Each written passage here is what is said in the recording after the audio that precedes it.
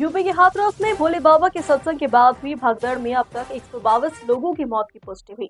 4 जिलों हाथरस, अलीगढ़, एटा और आगरा में रात भर शवों का पोस्टमार्टम हुआ है। परिजन अपनों की लाश को लेकर इधर उधर भटकते रहे हैं। प्रशासन ने अब तक 121 मौत की पुष्टि कर दी है। 122 मौतें, 150 से ज्यादा घायल, जिंदगियों का गुनहगार कौन?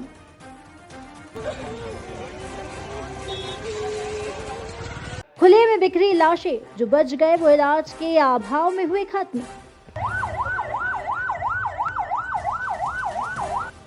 एफआईआर में बाबा का नाम नहीं बल्कि सेवादारों ने की थी धक्का मुक्की।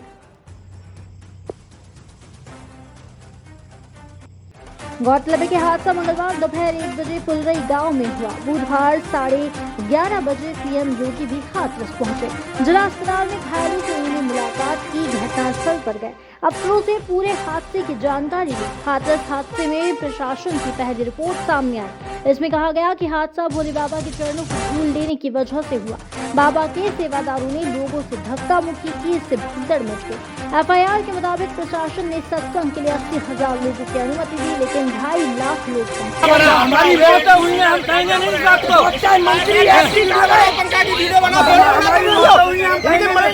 हाईवे खोलने के ऑक्सीजन नहीं है, की बनाओ वीडियो, बना दिया वीडियो, हादसा हो गया। एसपी अधिकारी यहाँ पर मौजूद है, सीनियर अधिकारी क्यों नहीं आ रहा प्रशासन यहाँ पर? एक भी अधिकारी मौजूद नहीं है यहाँ पर, और किसने परमिशन दी उनको? पहले भोले बाबा को अरेस्ट कीजिए। वो कौन है जिन्होंने इतना बड़ा यहाँ पर वो किया है? वो पुलिस प्रशासन को जवाब देना चाहिए, किसके कहने से खोला था? इसलिए ये सभी दुर्घटनाएं हुई है। हाँ, बड़े बड़े वाहन उस जगह पर लगा दिए गए। पुलिस प्रशासन की गलती की वजह से ये सब हुआ है। पुलिस प्रशासन सिकंदर राव वाले को ये जवाब देना चाहिए। 2 घंटा हो गए, मार रहे हैं, ये तो एक भी व्यवस्था नहीं है इनके पास। पुलिस प्रशासन की जिम्मेवारी के हिसाब से ये इतना कांड हुआ है। पुलिस प्रशासन ने एक रोड जो बंद था, जाम लगा हुआ था रात 11 बजे से, वो जाम खुलवाया पुलिस प्रशासन ने, और उसकी वजह से ये दुर्घटना हुई। 100-150 चले गए। कितने लोगों की मौत? 100-150 आदमी चले गए यहाँ से, 200 के लमसम चले गए। और यहाँ अभी तक कोई लाइट नहीं, एक डॉक्टर थे, बाकी के कोई नहीं। आगे को अप्लाई नहीं कर रहे, उनको एग्रीमेंट नहीं अभी तक कोई दे पा रहे, तो क्या करेंगे? हॉस्पिटल में ऑक्सीजन घंटे में बताइए, हमने कच के लाया, इनमें सांस चल रही है, जाने वो नहीं खत्म हो रही है। ना दरोगा ना मंत्री, एसपी कोई नहीं है यहाँ पर, डॉक्टर नहीं है, नहीं कोई ऑक्सीजन है, कोई ड्रिप लगा रहे, कोई सीरियस होगा उस पर ड्रिप लगा दे, तभी बच जाएगा। लगभग कितने लोगों की मौत हो चुकी है यहाँ पर?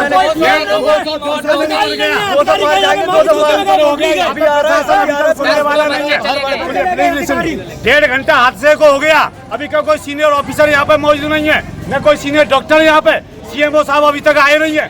200 मौतें लगभग हो चुकी है, कोई सुनने वाला नहीं है, कोई रेफर करने वाला नहीं है। ऑक्सीजन लगी तब। प्रशासन की रिपोर्ट में बताया गया कि सत्संग के बाद भोले बाबा के चरणों की धूल लेने के लिए बाबा के सेवादारों ने लोगों से धक्का मुक्की की, जिसके बाद भगदड़ मच गई। भीड़ नीचे बैठ गए और झुके श्रद्धालुओं को कुचलती हुई निकल गए। इसमें मुख्य आयोजक देव प्रकाश मधुकर का नाम है, बाकी सब अज्ञात हैं। चौंकाने वाली बात तो यह है कि इसमें मुख्य आरोपी भोले बाबा उर्फ हरि नारायण साकार का नाम नहीं है। हादसे के बाद से ही बाबा अंडरग्राउंड हो गया है। पुलिस रात भर उसकी तलाश में छापेमारी करती रही। मैनपुरी में बाबा के आश्रम पहुंची, लेकिन वह नहीं मिला। मैनपुरी के आश्रम के बाहर भी पुलिस तैनात है। अब इस मामले में मैनपुरी में बाबा के आश्रम पर जिला प्रशासन की नजर है, जहां राजस्व टीम ने भी दस्तावेज खंगालने शुरू कर दिए हैं। आश्रम के अंदर गोपनीय दस्तावेजों की तलाश जारी है। राजस्व टीम के साथ आश्रम के बाहर भी भारी पुलिस, कई थानों की फोर्स के साथ कई उच्च अधिकारी भी मौजूद है।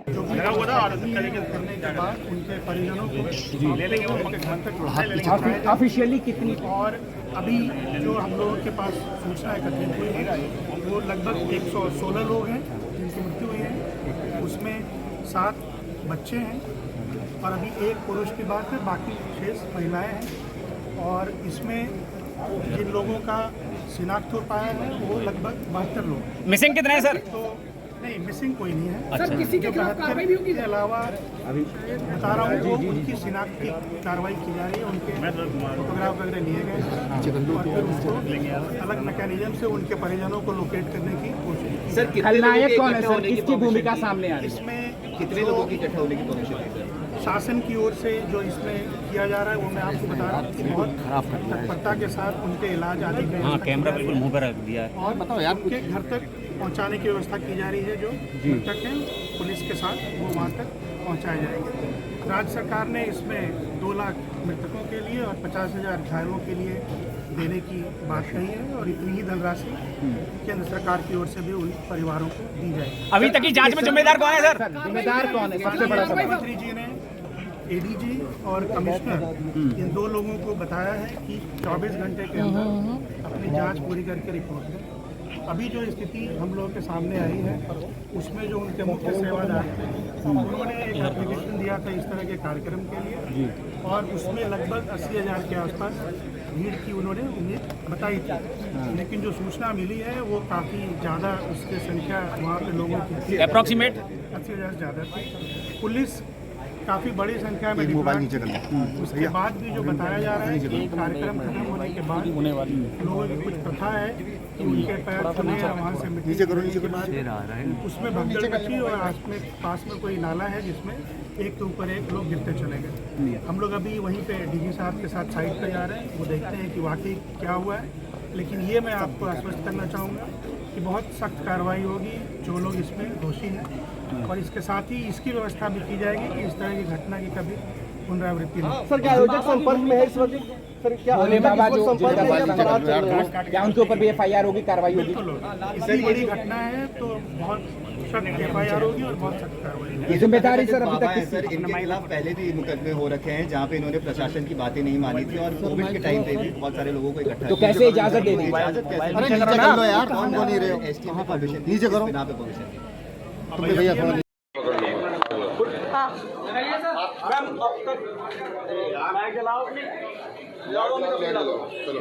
कितनी कैजुअलिटी आई हुई है और क्या अभी तक की प्राप्त सूचना के अनुसार 116 की मृत्यु कंफर्म है, 18 लोग घायल हैं। विभिन्न जनपदों में मुख्यालय जो हमारा अलीगढ़ है वहाँ पे इन लोगों के लिए उच्चतर इलाज के लिए हमने प्रेषित कर दिया है। कार्रवाई क्या हुई अभी तक? अभी ये प्रारंभिक जांच चल रही है, FIR भी तो हुई है मैम। उसके लिए भी यहाँ पे प्रारंभिक जांच की जो रिपोर्ट आ जाएगी उसके अनुसार संबंधित अधिकारी के खिलाफ मैम कार्रवाई की जाएगी। प्रारंभिक जांच रिपोर्ट आने के पश्चात ही नियमानुसार अगर जानकारी तो मैम होगी, अनुमति तो है, अनुमति तो है। अब ये प्रारंभिक जांच ही बताएगा कि पूर्वानुमति उन्होंने लिया है SDM से भी और पुलिस से भी वहाँ पे। क्या CM का इनपुट मिला है आपको? हाँ जी, CM का इनपुट मिला आने का? किस बिंदु पे? कल सुबह यहाँ आने का है कुछ? अभी तक मैं तो आप ही के सामने हूँ, मेरा WhatsApp भी नहीं खोला। ये बात प्रशासन को वहाँ पर करनी चाहिए थी कि अगर अनुमति 50,000 की थी तो प्रशासन क्या सो रहा था क्या? क्यों जाने दिया लोगों को? अगर उनके पास अनुमति थी तो बैरिकेडिंग कहाँ थी, रोकने के इंतजाम कहाँ था? और अगर इस तरह के लोग आ रहे थे तो अपनी फोर्स क्यों नहीं बढ़ाई उन्होंने? और उनको जानकारी देनी चाहिए आयोजकों को कि आपके आयोजन की वजह से इतने बड़ी संख्या में लोग आ रहे हैं, इनके इंतजाम के लिए हम क्या करें? प्रशासन को तैयारी करनी पड़ती है। इसलिए अपनी जिम्मेदारी किसी और के सर पर न मढ़े। सरकार की जिम्मेदारी थी, सरकार की वजह से जाने गई हैं, सरकार की वजह से ऑक्सीजन नहीं मिली है, सरकार की वजह से दवाइयां नहीं मिली हैं, सरकार की वजह से एम्बुलेंस नहीं आई और सरकार की वजह से ही जिन शवों को जिस तरीके से ले जाया गया है, ये पूरी सरकार की जिम्मेदारी है। देखिए, घटना अत्यंत दुखद और हृदय विदारक है। अपराह्न में 3-3:30 बजे के अंदर ये पूरा घटनाक्रम घटित होता हुआ बताया जाता है। जनपद हाथरस के सिकंदराराव के अंदर ये पूरा हादसा घटित हुआ है। वहाँ पर स्थानीय आयोजकों ने एक भोले बाबा का कोई आयोजन स्थानीय गांवों में उनके द्वारा सत्संग के आयोजन के माध्यम से किए जाते रहे हैं और स्थानीय भक्तगण उस कार्यक्रम में भाग लेते हैं। उस समय जब मंचीय कार्यक्रम संपन्न हो चुका होता है तो बताते हैं कि जब सत्संग के प्रवचनकर्ता वहां से मंच से उतर रहे थे तो उनकी तरफ अचानक भक्तों की भीड़ उन्हें छूने के लिए उधर जा रही थी और सेवादारों के द्वारा रोकने पर यह हादसा वहां पर घटित हुआ। इस पूरे मामले की जांच के लिए हम लोगों ने एडिशनल डीजी आगरा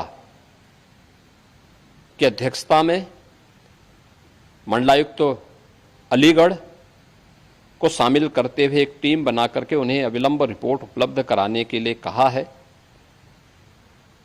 घटना को देखते हुए प्रदेश के मुख्य सचिव और डीजीपी वहीं पर कैंप कर रहे हैं।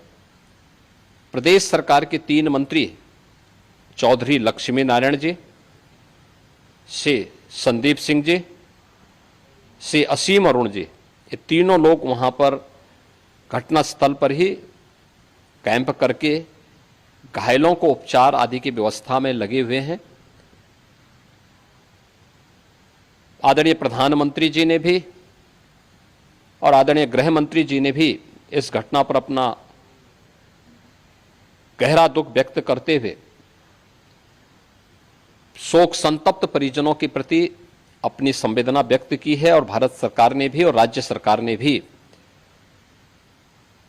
मृतक के परिजन को 2-2 लाख रुपए की और गंभीर रूप से घायल परिवारों की नागरिकों के लिए भी 50-50 हजार रुपए की सहायता की घोषणा की है। राज्य सरकार इस पूरी घटना की तह में जाएगा। यह हादसा है या साजिश, यह भी हम इसकी तह में जाकर के इसको देखेंगे। इस प्रकार की घटना पर पीड़ितों के प्रति संवेदना व्यक्त करने की बजाय राजनीति करना यह अत्यंत दुर्भाग्यपूर्ण है और निंदनीय भी।